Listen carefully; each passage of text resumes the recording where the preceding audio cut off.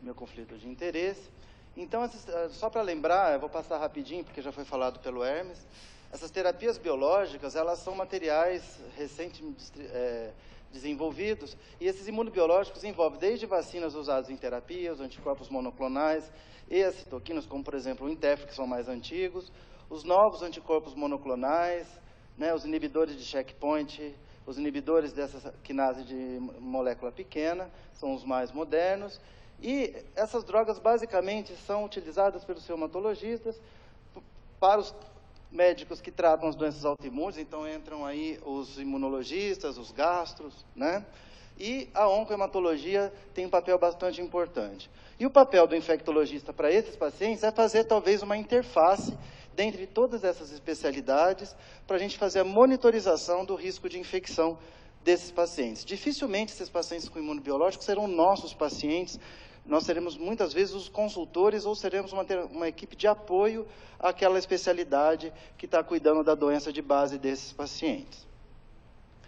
Os riscos relacionados aos imunobiológicos dependem muito do agente, de qual fármaco a gente está falando, e aí nós temos que correlacionar ao risco de infecção. Diferente do que foi falado até agora, não existe um risco muito grande de reativação de uma doença latente bacteriana para esses pacientes. Esses pacientes estarão com um certo grau de imunossupressão e estarão susceptíveis a novas infecções. Então, diferente da tuberculose e diferente das reativações virais, para as infecções bacterianas a gente fala de doença aguda, na grande maioria das vezes, para esses pacientes. A gente tem que falar também da susceptibilidade do hospedeiro. Se ele tem uma doença lúpica de base, se é uma leucemia, esse paciente, quando iniciam esses tratamentos com esses imunobiológicos, ele já tem um certo grau de imunodepressão que deve ser levado em consideração. Então, esses pacientes, ele já vem com um histórico e quando chega para a gente é como se fosse um trem, né, e nós estamos numa determinada estação, mas ele teve um histórico bastante grande. Então, vale a pena nós, infectologistas, saber dos riscos desse paciente. Se ele tem sinusopatia crônica, infecções urinárias de repetição, quais são as doenças bacterianas que esse paciente frequentemente trata antes dele chegar para a gente. E as novas drogas, que é um problema mais que a gente encontra agora, que a gente ainda, do ponto de vista de infecção bacteriana, é a literatura mais carente de informações dessas drogas que a gente está discutindo aqui. Então, o que fica importante para esses pacientes? A gente deve sempre diagnosticar e tratar as infecções bacterianas antes do início do imunobiológico, e aqui eu já me antecipo que uma coisa não esclarecida para esses pacientes é a bacteriúria assintomática. Normalmente eles perguntam o que é que a gente faz com esses pacientes quando a gente dá de frente com a bacteriúria assintomática. Instituir as profilaxias para as infecções latentes, e aí para as bacterianas quase sempre a gente não vai ter muito o que fazer. E o mais importante, que é o papel do infectologista, é fazer um segmento de perto dos quadros infecciosos e fazer a monitorização desses pacientes. Com relação aos imunos biológicos disponíveis, essa classificação é uma classificação relativamente recente, foi na Nature de 2015 que eles propuseram essa classificação. Nós temos, basicamente, 3 classes de imunobiológicos hoje disponíveis. Essas duas primeiras classes a gente não vai falar porque os riscos de infecções bacterianas praticamente não é de grande importância, a imunossupressão não é tão importante. O que realmente vai trazer um risco maior de infecção bacteriana para os pacientes são essa última classe, aonde a gente tem os MABs, como já foi dito, e os inibidores, que a tradução de essas pequenas moléculas enzimáticas são os 2 maiores problemas das infecções bacterianas.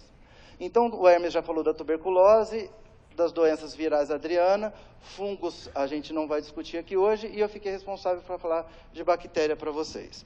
Qual é o problema de discutir infecção bacteriana aqui? A gente tem, esse aqui é uma revisão do guideline europeu, do ESCMID desse ano, e só para a gente perceber que não é cada linha um, na mesma linha às vezes tem vários imunobiológicos. Então, do ponto de vista bacteriano, forma uma grande miscelânea de informações e a gente não consegue fazer, como foi discutido na hepatite B e na tuberculose, tirar um raciocínio único nem por classe do imunobiológico. Às vezes, na mesma classe do imunobiológico, você tem um imunobiológico de baixíssimo risco para infecção bacteriana e um outro da mesma classe com alto risco de infecção bacteriana. Então, o Esquimide, ele fez uma estratificação para ver quais são os de maiores riscos de infecção bacteriana. E para a bactéria, da mesma forma que para tuberculose e para as hepatites virais, os inibidores de TNF-alfa são o mais importante. Por que eles têm essa importância? De forma muito simples, porque eles estão no início da cadeia da resposta imunológica. Quanto mais seletivo é o imunobiológico, a tendência de ter uma menor reativação. Os inibidores de TNF-alfa, eles agem numa fase bem precoce da ativação imune, da resposta imunológica, então ele deixa o hospedeiro totalmente susceptível a vários tipos de infecção, inclusive bacteriana. Então, do ponto de vista bacteriano, o que a gente tem de mais importante já é uma lista menor do que a gente tinha visto até então. Né? Nesse guideline, nesse trabalho aqui, por exemplo, ele classifica um por um de risco. Então, é que eu coloquei só a parte da bactéria, que é a minha parte, mas se a gente olhar nesse trabalho, ele vai citar um a um para vírus B, vírus C, tuberculose e outras parasitas. Dentro das infecções bacterianas, a grande maioria, ele relata o quadro de sepse. Então, às vezes, infecções simples que a gente inicialmente atende esse paciente no pronto-socorro, com quadro de sinusopatia ou uma pneumonia que não é muito exuberante, esses pacientes têm um risco aumentado de evolução para um quadro de sepse bastante relatado.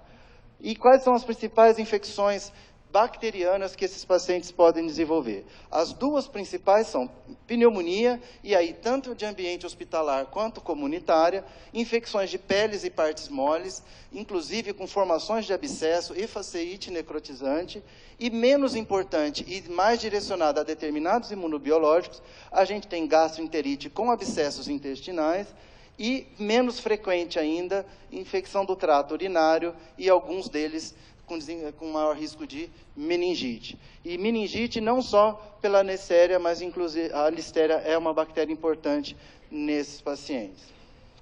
Então, quais as atenções que a gente tem para nesses imunobiológicos em termos de bactéria? A principal bactéria, e isso parece um pouco contraditório numa era de multiresistência, o Streptococcus pneumoniae tem um papel extremamente importante para esses pacientes. Quadros de comunidade pelo Streptococcus pode evoluir para doenças rapidamente progressivas e quadros graves com alta mortalidade. O Staphylococcus aureus está envolvido principalmente nas infecções de peles e partes moles.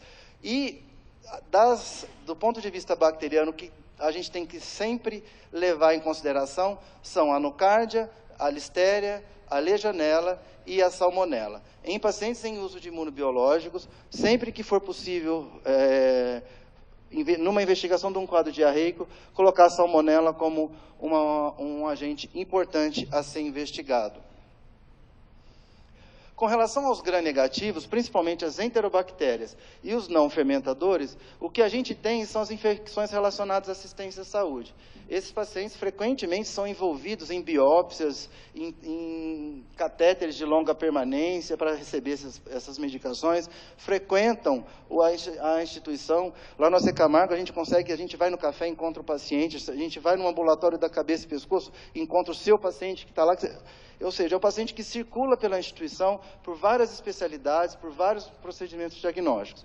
Então, do ponto de vista gram-negativo, as enterobactérias não fermentadoras, as infecções estão relacionadas mais às infecções relacionadas à assistência à saúde.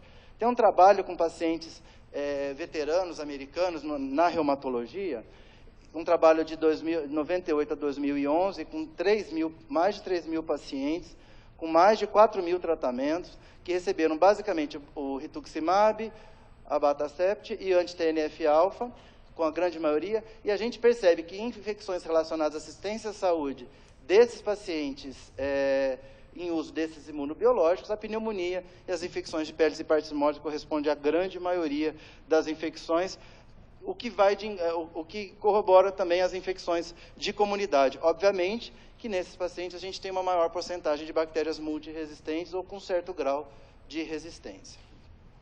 Voltando àquele slide apocalíptico, o que a gente tem para fazer com relação às infecções bacterianas? A gente precisa muito ver qual é o imunobiológico e pegar uma literatura e ver qual é o risco que aquele paciente está exposto. E para isso, esse ano, o ESCMID desenvolveu uma série de guidelines que facilitaram muito. Esses guidelines, eles explicam não só os riscos de infecção bacteriana, mas para outras infecções, e coloca também o mecanismo de ação no sistema imunológico de uma forma muito simples. São oncohematos e oncologistas tentando explicar para não especialistas da área de como é que esses imunobiológicos atuam.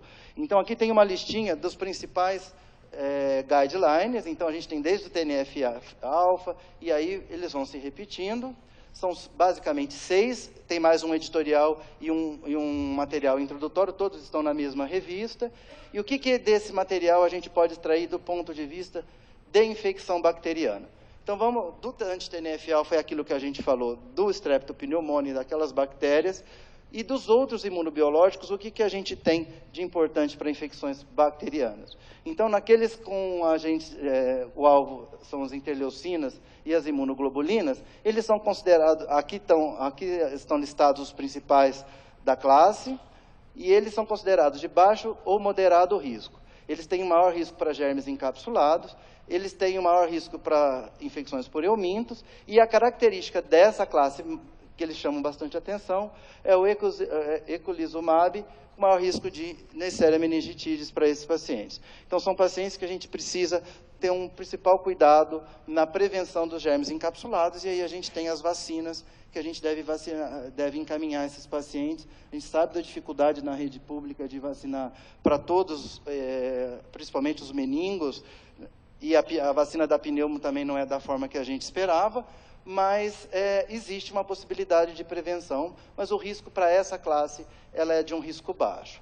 Essa segunda classe, que são os inibidores de superfície, também é uma classe bastante extensa. A gente vê aqui nessa coluna da esquerda a lista de todos eles, e cada um tem um risco diferente, mas basicamente o que eles têm? Um risco moderado, porque a grande maioria dessa classe de imunobiológicos leva a uma neutropenia, umas menos prolongadas, de 3 a 5 dias, outros com neutropenia de até quase 10 dias a 2 semanas após a infusão do imunobiológico. A característica principal que chama a atenção são infecções do trato gastrointestinal e risco de perfuração, microperfurações do trato gastrointestinal com desenvolvimento de peritonite. E levar esses pacientes para o procedimento cirúrgico é muito complicado. Então, a gente precisa estar atento a isso.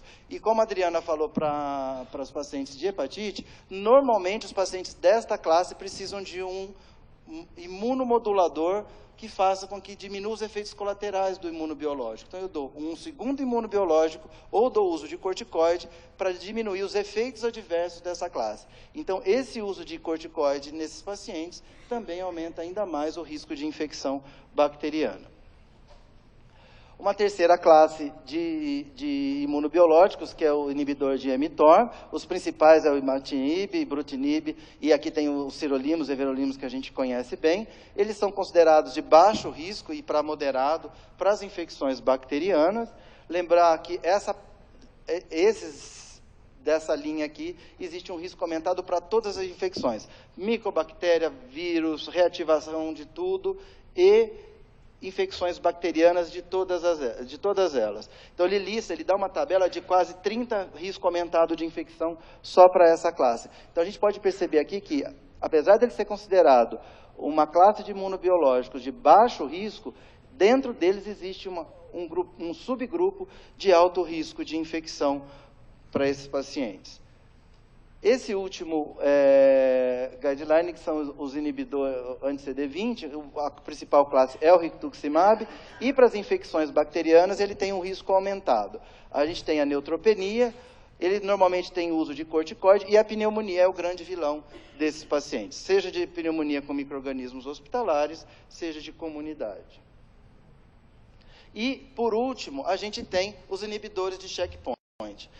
Existe uma discussão até que ponto a gente considera essa classe de imunobiológico dentro das outras que a gente viu. Tá? A gente tem o nivolumab como grande representante dessa classe, e ele vem para revolucionar os imunos biológicos. De forma muito simplista, o que ele faz? Até então, a gente tinha uma molécula que chegava na célula doente do paciente e ela tentava destruir a célula doente desse paciente ou imunomodular para que isso acontecesse. Os inibidores de checkpoint faz o contrário. Ele é como se fosse uma chave que vai lá no seu sistema imunológico e destrava alguma coisa que impedia que o seu sistema imune combatesse aquela doença. Então, a doença oncológica que não era reconhecida pelo seu sistema imunológico passa a ser reconhecida. Então, ele acaba estimulando o seu sistema imunológico a combater aquela doença. Então, ele vem de uma nova geração. Então, nessa classe, a gente tem um risco de infecção bacteriana ainda não definido, mas aparentemente a gente tem um risco muito baixo de infecção.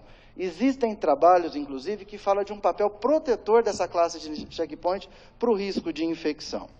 E o que a gente acaba sendo relatado em várias vezes é um quadro de reconstituição imune que a gente viu no paciente HIV. Eu acabo estimulando esse paciente a ter um sistema imunológico agindo de maior potência, e aí, muitas vezes, eu preciso usar o corticoide para modular essa resposta imune, e aí aquele imunobiológico que inicialmente não ia ter um risco de infecção bacteriana, passa a ser de risco para infecção bacteriana, de acordo com o que eu estou utilizando para modular essa hiperresposta imunológica. Esse trabalho com nivolumab, olha que interessante, é um trabalho com 740 pacientes, com 898 tratamentos, todos os pacientes eram para melanoma. Quando a gente vai ver infecção bacteriana, de quase 900 tratamentos, somente 46 casos de infecções bacterianas foram diagnosticados com esses pacientes. E a pneumonia acaba sendo a principal causa, com 13. E mais interessante, dos 740 pacientes incluídos nesse estudo, das 54 tiveram infecções mais graves, e quando eles foram ver as infecções mais graves, 46 estavam em uso de corticoide. Então, se questiona até que ponto é o imunobiológico, o nivolumab, o responsável por essas infecções. E olhando aqui embaixo com relação ao tratamento com nivolumab, das infecções mais graves, apenas um caso foi grave de todos os pacientes que tomaram o nivolumab. Então, é uma classe que vem para mudar o paradigma, talvez, desses imunobiológicos. O que a gente tem visto lá no AC Camargo é tratamento para melanoma e tumor de pulmão, e os pacientes parece que estão indo bem, e a gente ainda não tem a impressão de ter grandes problemas com infecção bacteriana.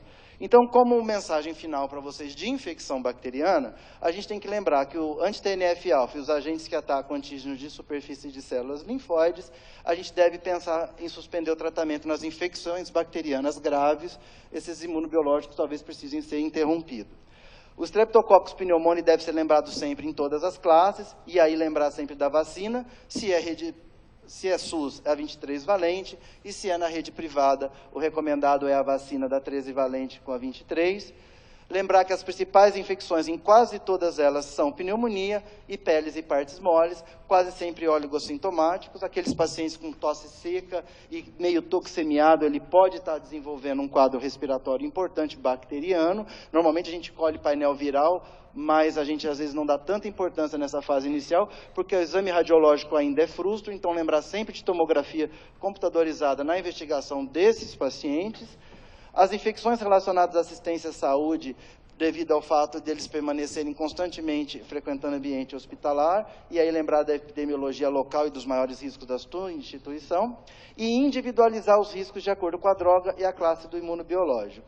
E lembrar sempre que, apesar de o paciente estar tomando determinado imunobiológico, a gente não deve se deter a isso. Temos que olhar o resto do tratamento dele para saber se ele não tem nenhuma outra droga imunossupressora associada, e essa droga associada, como corticoide, pode levar a maior risco de infecção bacteriana. Acho que era isso. Obrigado.